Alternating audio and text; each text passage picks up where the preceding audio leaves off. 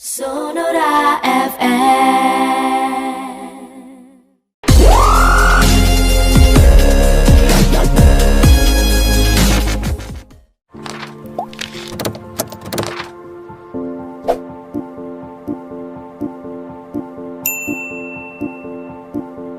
Sonora masih di acara Sonora Lifestyle. Di kesempatan siang hari ini kami mengajak Anda sejenak untuk mendengarkan perbincangan kami dengan Profesor Dr. Yuwono M. Biomed, juru bicara gugus tugas penanganan COVID-19 di Sumatera Selatan. Kita akan melihat bagaimana kondisi saat ini COVID-19 di Sumatera Selatan. Prof. Yuwono sudah ada di telepon saat ini. Prof, selamat siang. Selamat siang. Puasa, Prof? Puasa sehat, selalu apa yang bisa dibantu untuk orang banyak gitu. Baik, Prof, ini terkait dengan optimisme COVID-19 khususnya di Indonesia. Ini akan datar katanya di bulan Juli, seperti itu, Prof. Menurut Prof seperti apa? Jadi saya sendiri sudah sejak awal sebagai seorang yang memang punya expertise atau keahlian di bidang mikrobiologi, itu saya sudah memperkirakan kira-kira akhir Mei itu sudah mulai pada puncak, kemudian akan mendatar di Juni. Kemudian kemarin baru-baru hari Senin ya, kalau nggak salah itu dirilis studi dari Singapore University of Technology and Design, itu juga di angka 97% itu di akhir Juni, kira-kira begitu.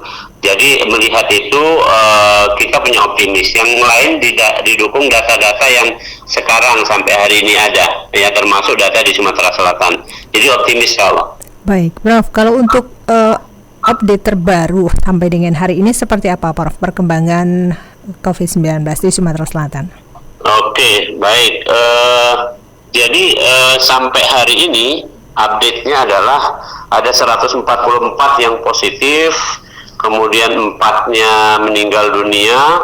Untuk catatan supaya masyarakat juga paham, 4 itu yang meninggal dunia semuanya dengan komorbid, dengan penyakit sebelumnya. Jadi bukan murni karena infeksi oleh COVID-19.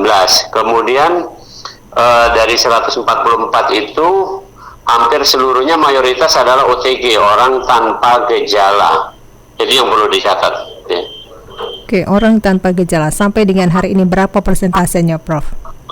Orang tanpa gejala, kalau seluruhnya kita pengamatan ya, yang ada itu kan adalah ODP hampir 3.000 orang, kemudian PDP hampir 200 orang, kemudian OTG orang tanpa gejala ini 500-an orang, 500 lebih. Itu yang tanpa gejala. Kemudian dari 500 ini yang sudah kita periksa 193,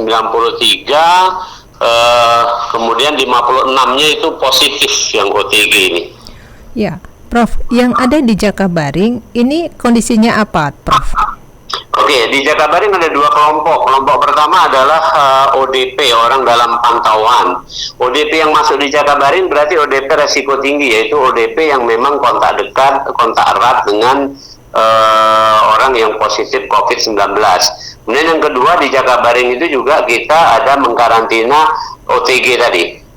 Oke. Yang sudah positif OTG juga ada di sana. Perlakuan terhadap penderita ini seperti apa, Prof?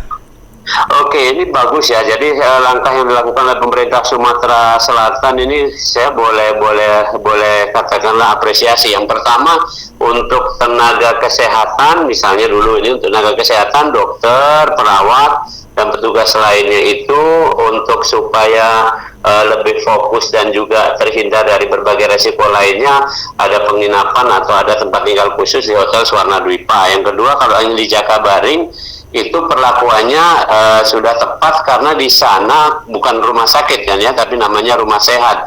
Artinya harapannya konversi dari orang yang positif akan menjadi negatif itu lebih cepat. Maka kita lihat datanya rata-rata memang hampir sesuaian dengan teori ya. Di Sumatera Selatan yang sembuh sampai hari ini 23 itu rata-rata itu ada di angka belasan hari ya. Kalau di atas 20 hari berarti kan lambat. Bahkan ada yang angkanya belum mencapai 10 hari ya, kira-kira udah terjadi konversi dari positif ke negatif. Oke, Prof, ini kian masif di COVID-19 di Sumatera Selatan. Ada instruksi dari Gubernur Herman Deru untuk menambah rumah sakit menambah ICU pasien COVID. Tanggapannya seperti apa, Prof? Sonora FM.